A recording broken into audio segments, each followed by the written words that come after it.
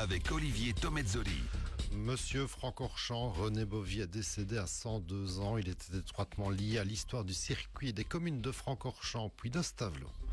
Les Mamdi Kids ont encore fait sensation hier en interprétant l'hymne national sur la grille de départ des 4 heures des Européennes Le Mans Series. Et en football, week-end à oublier pour nous une grande partie de nos équipes en provincial. On analyse les résultats de la 3e journée de championnat dans un instant. Lundi 26 août, le développement des titres de l'info de l'arrondissement en présentation, Olivier Tomezzoli. Bonjour à tous et on commence avec le décès d'une personnalité qui aura marqué la région de Francorchamps et plus largement la commune de Stavelot. René Bovy, 102 ans, est décédé vendredi. Résistant puis déporté pendant la Deuxième Guerre mondiale, il était alors secrétaire communal de Francorchamps à moins de 20 ans et il a survécu pour devenir entre autres secrétaire communal à Stavelot. Il a aussi été secrétaire général du circuit à la base de la création du musée dans les caves de l'abbaye notamment.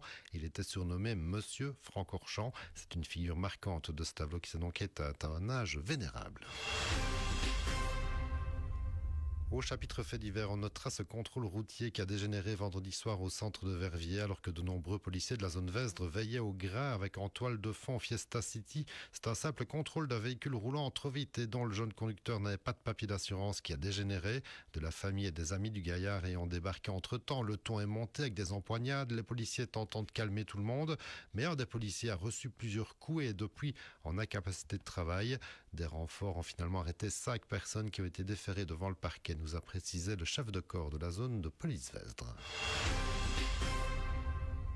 Politique communale, c'est parti quasi dans toutes nos communes maintenant, entre tracts, publications sur les réseaux sociaux qui se multiplient ou encore plus officiellement des présentations de listes. On va en avoir plusieurs encore dans les jours et semaines à venir. Restez bien à l'écoute. Et cela avant les élections communales du 13 octobre. Et du côté de Malmedy, beaucoup s'impatientent de découvrir les candidats des 3 listes qui se présenteront. Et pour une d'entre elles, c'est déjà fait, avec aussi un gros changement de nom puisque l'entente communale ECM garde ses initiales mais change de nom pour devenir Ensemble. Changeons Malmedy avec une liste de 23 candidats dévoilés ce samedi matin. Nous y reviendrons très rapidement sur antenne.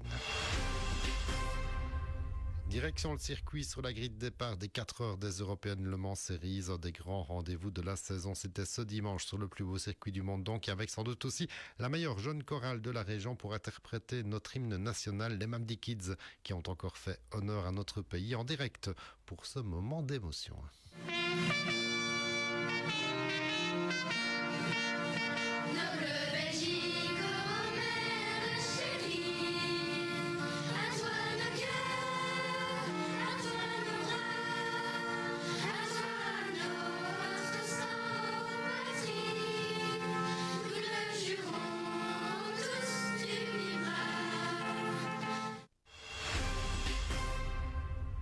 On passe au football. Dimanche à oublier pour nos équipes de première provinciale. Défaite pour Malmundaria face à Ferrières et après-midi 1-3 et pour Stade Francorchamps 0-1 face à Wans Bazoa. Même constat en 2C. Lourde défaite pour Offray 4-0 en déplacement à Amblève alors que Stavelot s'incline 3-2 au stade Verviers-Tois B.